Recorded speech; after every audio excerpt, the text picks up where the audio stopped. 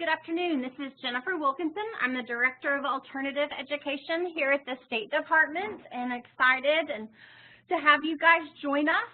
As Gary said, we had quite a few sign up, and so I think we're almost there. Well, we're about halfway to the sign-ups. Happy Thanksgiving to you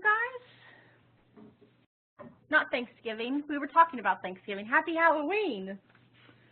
Oh, goodness. That does not bode well for the... All right, so we're going to be talking about chronic absenteeism and things that districts can do to help improve that. So just some definitions right off the get-go. Chronic absenteeism is defined as missing 10% or more school for any reason. That's excused, unexcused, suspension, does not matter. Any reason. Where truancy refers only to unexcused absences. And in this diagram, you'll see truancy versus a chronic absence. Truancy counts only unexcused, where chronic absenteeism counts all absences. Truancy emphasizes compliance, where chronic absenteeism emphasizes academic impact, and where truancy relies on legal and administrative solutions, where chronic absenteeism relies on using community-based positive strategies.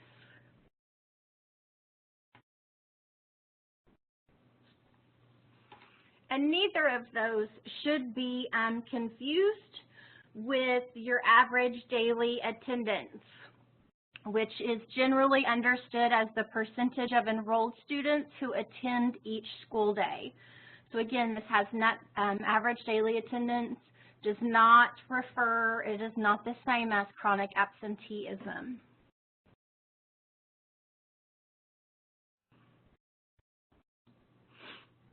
So some data, because we always need to have some data. 1 in 10 students miss 10% of school time, which equates to about 18 days for a typical 180 school calendar.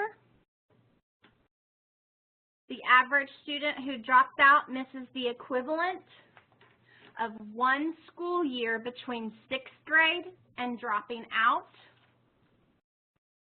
And Oklahoma's chronic absentee rate overall is 11.7, with elementary being a 9.5, middle school being 11.7, and high school being a 16.1.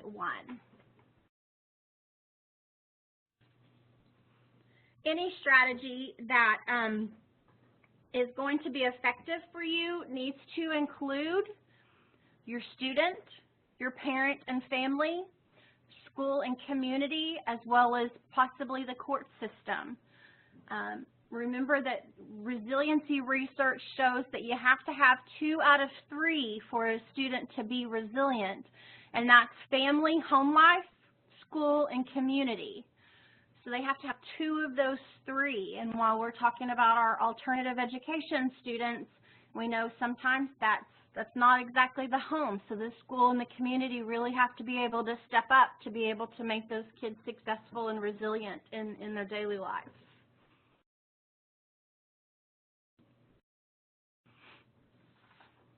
What I'm going to do is I'm going to go through 10 strategies for chronic absenteeism, and then after these 10 strategies, I'll provide you with some examples that occur in alt ed programs across the state. So the first strategy is to use the term chronic absenteeism rather than truancy to refer to attendance issues.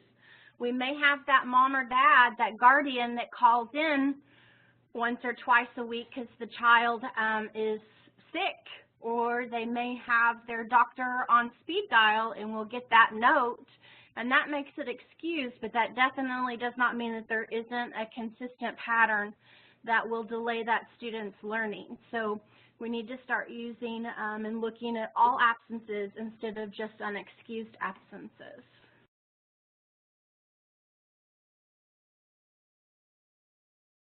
Use individual attendance data in addition to school average daily attendance to determine more efficiently which students struggle with attendance. And for most of us, we know that if we have access in the WAVE, which you can locate through single sign-on, we have the early warning indicator system that's already built. It's pulling data from your student information system and plugging it into that program.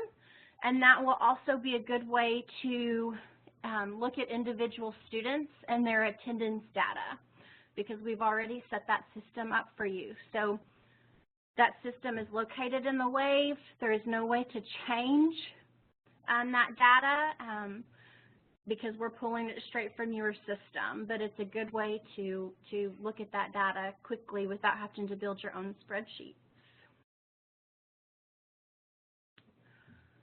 Support parents and foster parents to ensure that they are familiar with the education system and the importance of daily school attendance. So of the research we see out there, we're seeing lots of parent nights, education nights for them on various strategies, math nights, reading nights. A lot of those are already happening across the state.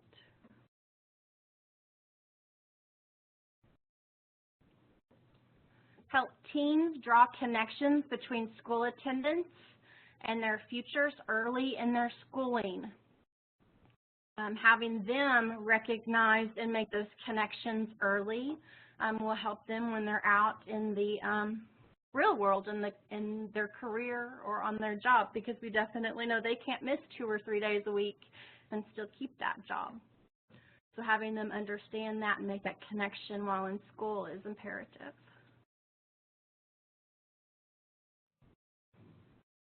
Examine the impact of security procedures on student attendance.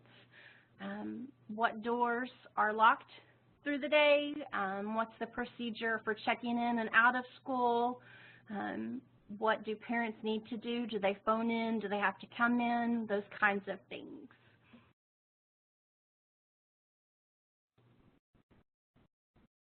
Develop clear, consistent expectations around student confidentiality. I know that many schools have school call systems, robo-systems that call out every night. Some programs even have those phone calls going out each class period. So how are we keeping that student information confidential if we're making those phone calls in the office, those kinds of things. I know that my program, we used to do just daily attendance rate, and we would post that on the front office window so that everybody was aware where we were at, how many students, but definitely not any individual student information. Offer additional supportive services to students during transition periods. So as they're transitioning from the traditional school into the alternative school, or their alternative school because they've graduated out into the real world, their next steps, or if they're going back to the traditional school, or if they've caught up and now they're able to go to a career tech. Those transition periods for students are pretty significant. So making sure that we are building that rapport, that relationship, and providing those supportive services during that transition, not only for the student, but for the parent guardian.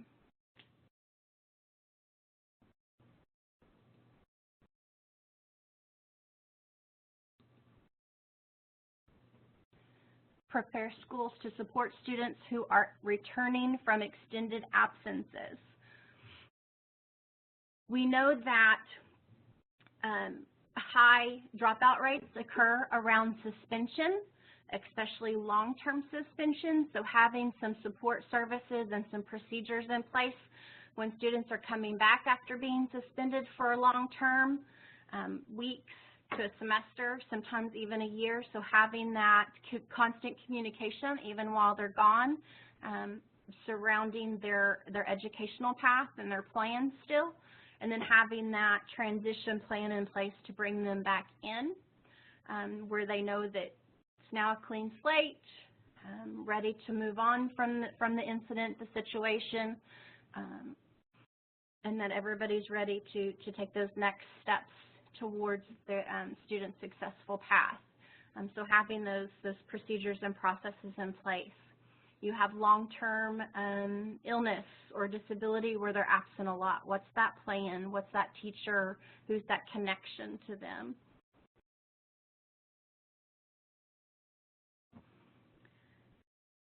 Expand supports for overage and undercredited students. This happens to alternative education programs quite a lot. They come to us as 19-year-olds with 3 credits reading on a 5th grade reading level.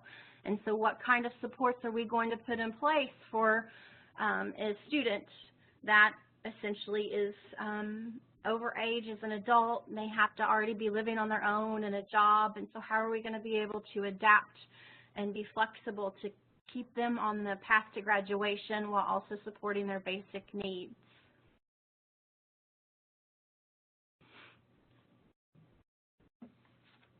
Have mentoring programs available in all schools to give chronic absent students the attention and concern that will inspire commitment to attend school. I was talking with someone who said that they have their older students in their building that have good attendance, partner up and mentor with a lower grade student that doesn't have good attendance. And just in those interactions, talking about how they get the opportunities because they're always there, they're always asked to join because they're seen as role models in the building, and trying to inspire that constant validation of being at school and being chosen to do different things.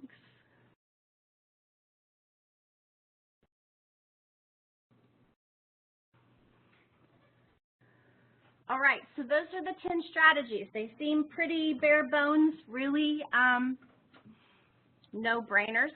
That when we get our job going and our days going and our students are pulling us in different directions, sometimes it's hard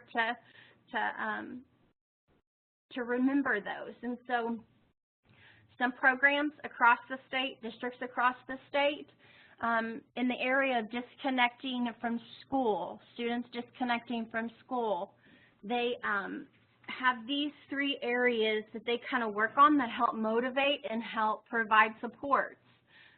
First one is getting healthy. Partnerships with clinics, doctor's offices, or pharmacies.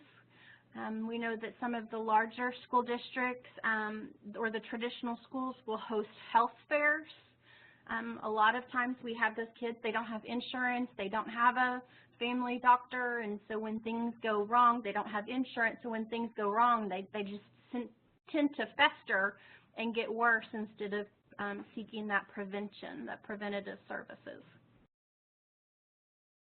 Teaching life skills, which is one of your 17 required criteria in alternative education, can be around health, eating healthy, sleeping enough, those kinds of things, wearing appropriate clothing, washing and other germ-related topics, balanced diet.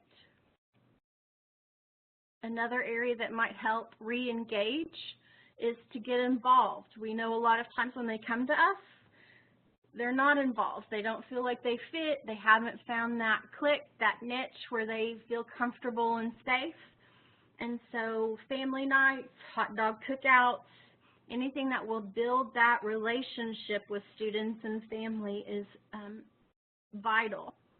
May include content and subjects, but may not. We know sometimes we have to get them on the emotional social side before we can get them on the academic side. Phone calls home after each class period instead of waiting until the end of the day when the auto call makes the phone calls.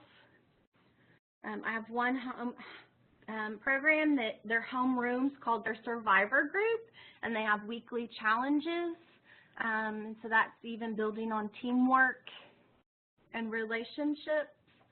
Other groups that will have clubs that will rotate and change every 9 weeks or semester. And then, of course, you've got your school culture, climate, and safety.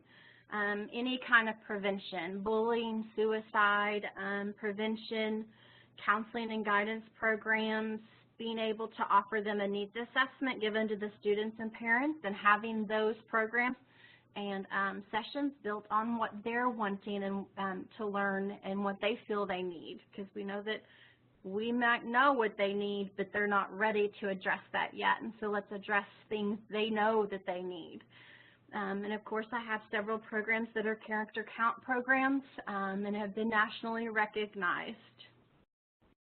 I was in a program at the beginning of school and talking to a junior, and she said out of work and home and school, she felt the safest at school.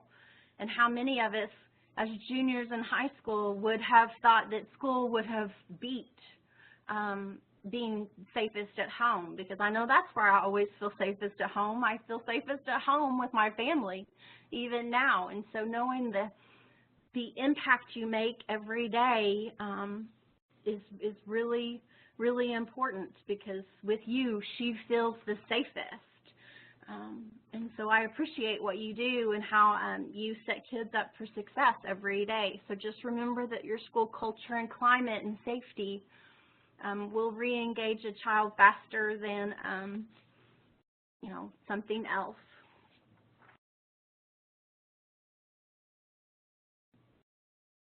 Compromised learning, poor grades, making sure that you've got intervention and credit recovery opportunities in the traditional school so that they're not so far behind, but then you've even got other services that you're providing in your alternative education program that are more of an intervention. It's better to nip it in the bud when they're just a class or two behind than it is to wait until they're so far behind that they don't see hope. And so getting that intervention and that prevention, that credit recovery in there as soon as possible. Remediation, we are competency-based in alternative education and not seat time-based.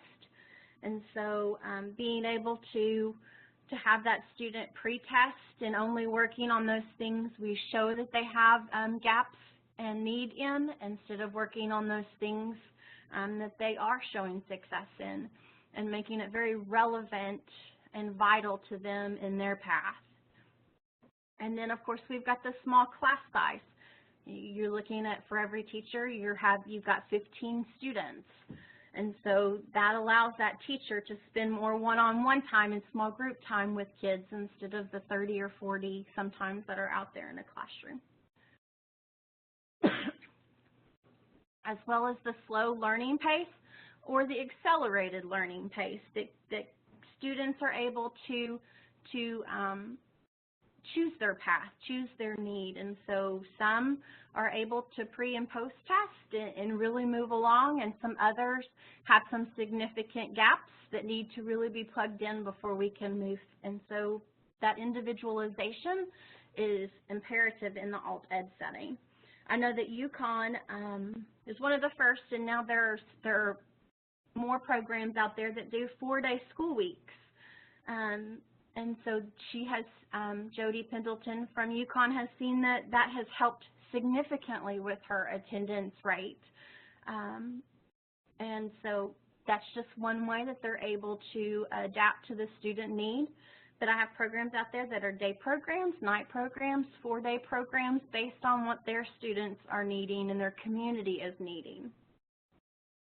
Class schedule. With courses that students are interested in. I have a program that did forensics first thing in the morning for those kiddos because they wanted to measure blood splatter and all those kinds of different things in forensics. And so it got them out of bed and to school on time. And so being creative with your schedule. And, of course, having appropriate rigor and relevance for each individual student and their path, their hopes, their wants, their dreams, their needs. And we may think that we know what the student needs, but it's always the student perception that's going to make it the success, because if the student thinks that they need it, then they're going to put more effort into it. So just making sure that we've got that student perception when we're moving them through their educational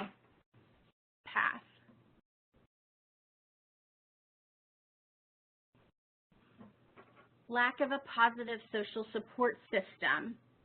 We need to predict later problems early. Research shows that you need to have your 3rd through 5th graders exposed to drug prevention education to offset your high school first experiences with drugs and alcohol. And there aren't a whole lot of people that are really comfortable with doing early childhood prevention programs in several realms, but predicting later problems, so knowing your community and knowing what your needs and your concerns are and building supports to offset that. Seek help. Community agencies are going to be vital. We know that community perception sometimes can make us or break us, and if we get them on our side and we get our students interacting in a positive way with the community, then we get resources and supports for our students. And so plus that also motivates your students sometimes to get them to school if they know that they're going to be going to the food bank and filling the sacks for the community for that week. And so being able to merge your attendance with those kinds of programs will help motivate. Parents may need help with their academics side of things, so having a tutoring list or behavior problems that students may be having. So having a list of resources that is easy access for you that you can help guide parents to if further supports are needed. And then having mentor programs in your community, in your school. Logistical problems. For us, in alternative education, it usually boils down to transportation. The student misses the bus or their ride doesn't show up, then that's a day missed simply because they didn't have the transportation available to them. So thinking of those logistical problems will help offset. But parental involvement, while it is few and far between in the alt-ed setting, is crucial. And then also understanding what our parent guardian's belief system is will help us be able to support them.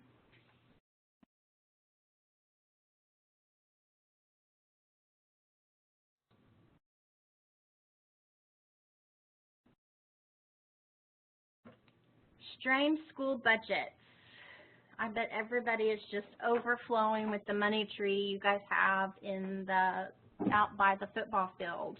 But strained financial impact has affected alternative education. We've seen, because you don't have funds, we've seen a slight decrease in your ability to offer students alt-ed, since we are maxed at a 1:15 ratio and having to support students other ways. And so if your students aren't attending each day, you know that you guys are losing money because they don't have the average daily attendance, but you also you're missing an opportunity with that student, and so you guys are having to make better choices or the hard choices in who gets to stay and who you're not going to waste a spot on.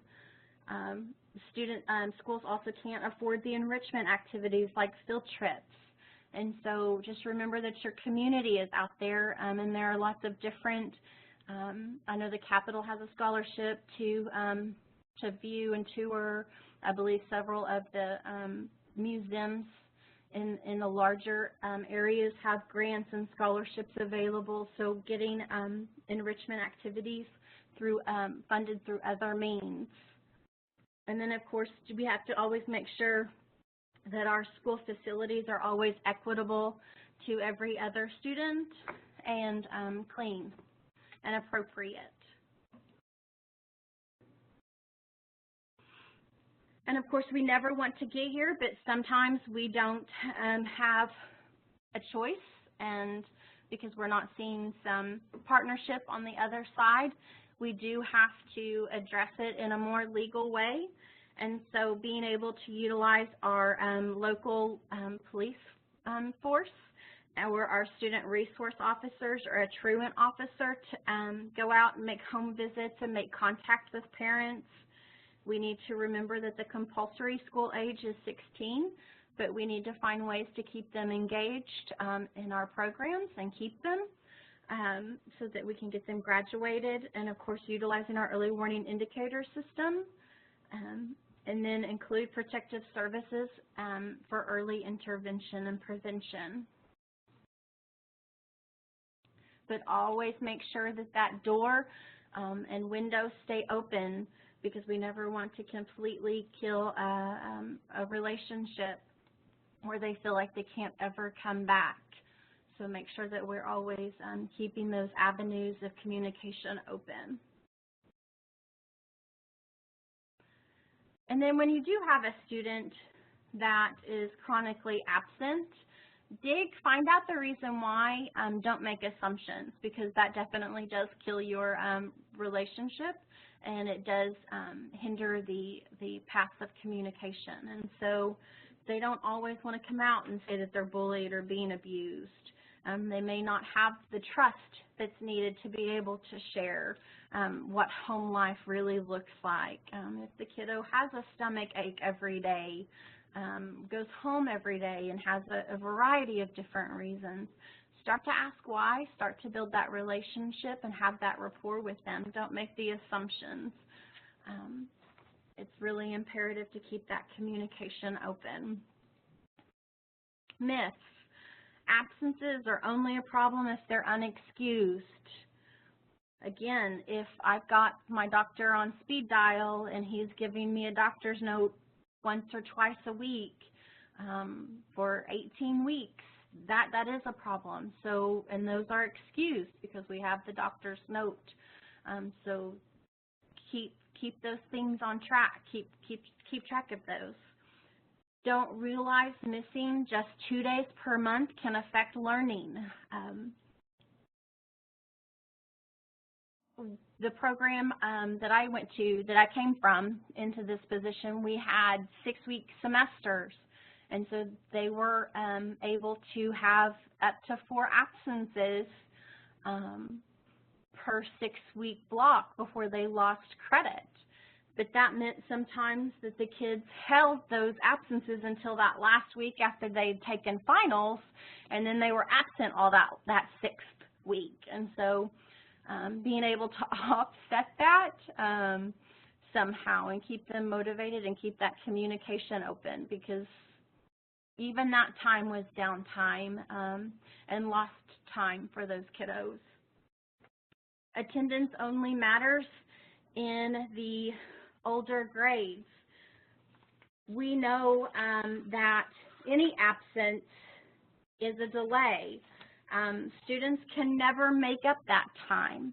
A 1st grader with poor attendance will be a lower 6th grade test score, could possibly be a higher level of suspension. Or a 3rd grader with poor attendance will be a student's poor reading ability in the 5th grade. And so attendance matters at every grade because the knowledge builds.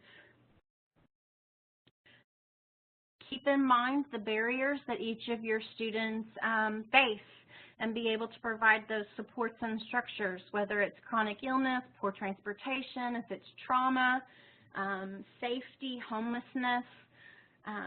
Dallas is currently, they've just launched a huge initiative for their homeless population, and so it will be interesting to see how those strategies that they've been implementing, if it will help. So keep in mind who those kiddos are and why they're coming to you so that you can provide support.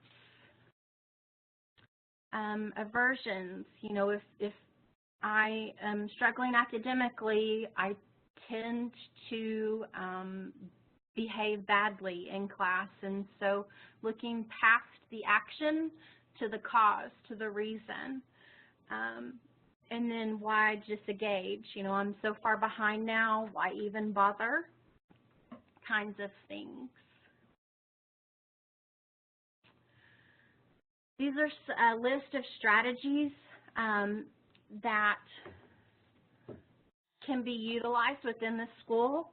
Most of these cost nothing to be able to implement, but it's simply, it's a cost of time.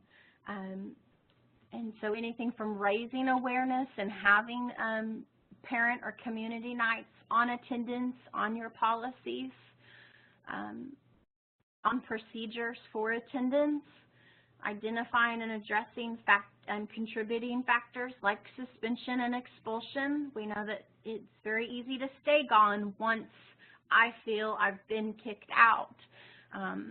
Sometimes it's hard for them to make that connection between their behavior and the outcome. So having those procedures in place that keep them somewhat connected and a path and transition for them to come back.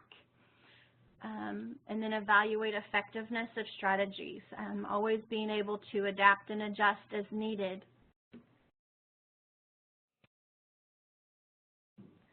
More strategies within the school, being able to refer students to your social emotional support personnel, your school nurse, your counselor, social worker, to dig deeper for some case management and some counseling. Of course, you can always provide some financial incentives. We had a parent group in the program I came from that would donate gift cards, $5, $10 gift cards that we would give out for perfect attendance or improved attendance. Because it's as much to congratulate a student on improved attendance as to constantly show that small handful that are always there. Set high goals for decreasing chronic absenteeism. We know that, your short-term and your long-term goals, so set those goals high.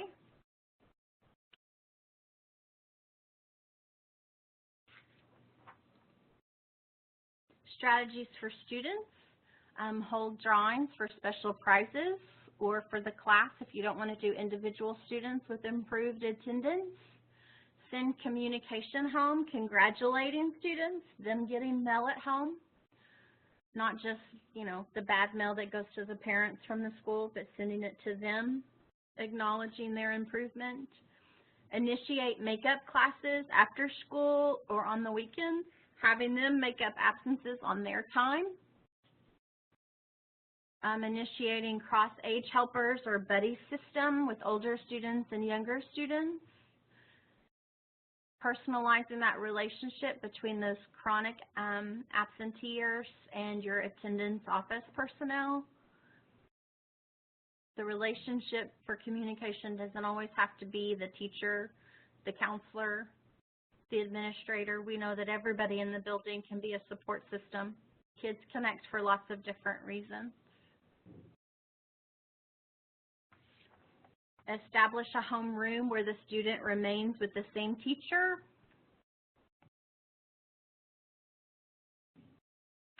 Strategies with some parents, continual communication. Continual communication with not just parents, guardians, but also with your DA and your truancy board. I know several communities, counties have truancy boards that are very impactful for them. Making sure everybody's aware of the policy and procedures. And of course, for those that have a strong ELL population, making sure that you have the bilingual aids to be able to effectively communicate.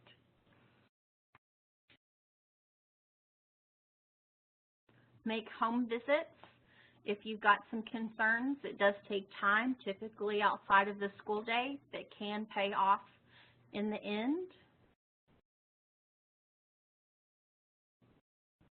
Address the problem even when the absence is excused. So here's a 3-tier. This research is coming out of the attendanceworks.org. 3 tiers, all students. You monitor the data, clarify the attendance expectations, establish positive engaging culture, educate and engage students and families, recognize good and improved attendance. Then you've got your kiddos that are in Tier 2 that are missing 10% or more. The outreach becomes a little bit more personalized in the social emotional realm. You're providing them a mentor or a buddy, and you're developing a plan for improvement. And then Tier 3 are those students who are chronically absent and missing 20% or more of the current or prior school year. And that needs to be intensive case management, you know, weekly communication with parents, guardians.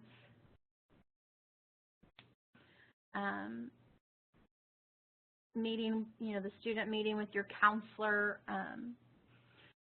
once a week to touch base. And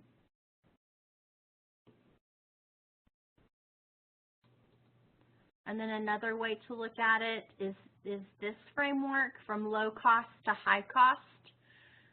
Tier 1 prevention, Tier 2 early intervention, and then Tier 3 specialized supports, again going from what I do in Tier 1 for all students to Tier 2, which is early intervention, a little bit more individualized, but you could have a small group counseling going on for those kiddos that may be chronically absent, and they can peer share, to super individualized in Tier 3.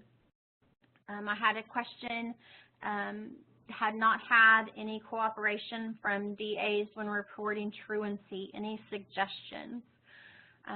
Program I came from, we didn't have a whole lot of support there either, and so we started making connections through our life skills. And so once a month we had a different outside entity come in to talk about different things. And so one of those, either in April or May, I always had the juvenile judge come in. Wanted them to kind of have that fear factor right before they left us for the summer, that talked about, you know, and made sure that he talked about attendance. And then I always made sure that when we had career fairs or we had different jobs come in, talk about attendance. And those were some ways that we were able to kind of offset that. And of course we always had our SRO who would help address and would even go pick up some of our more frequent absenteers. We have a community service program in school that helps pay off fines through good attendance. Someone, they're going faster than I can read, said that they have a community service program in their school that helps pay off fines through good attendance and grades. So making that connection in your school, that's a good idea. Does anybody else have any suggestions for them? If you do, just pop them up there and I'll read them.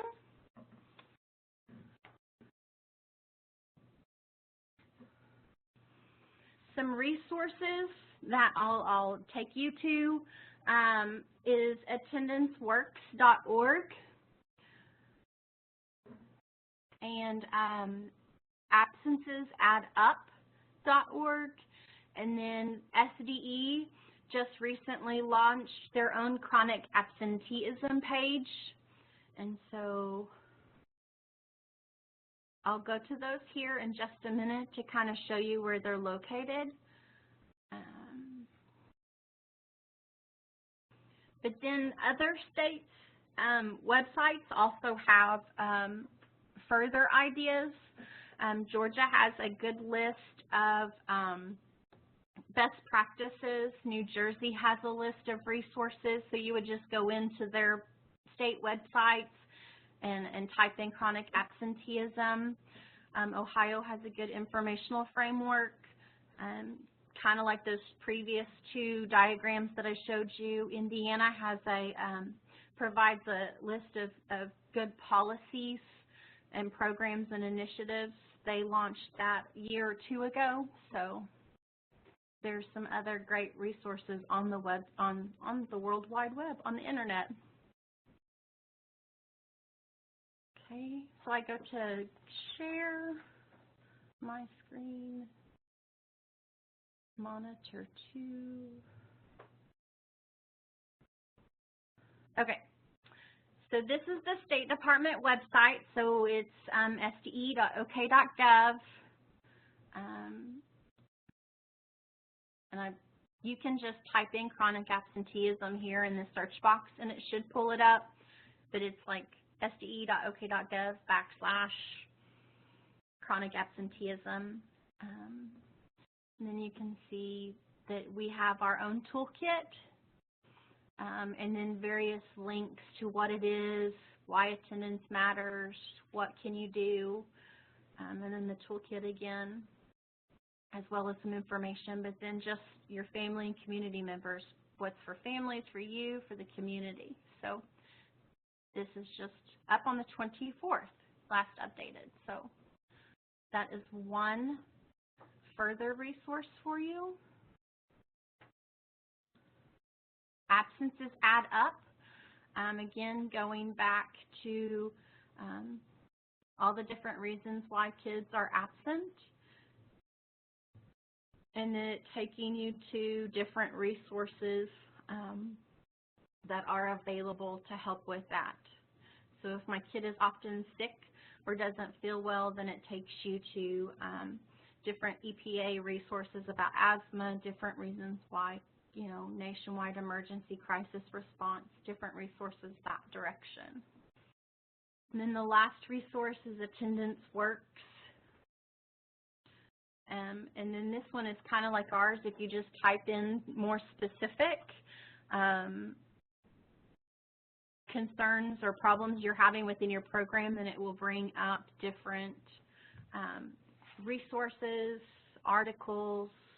There's even a newsletter that nationally goes out. So it's a huge, vast,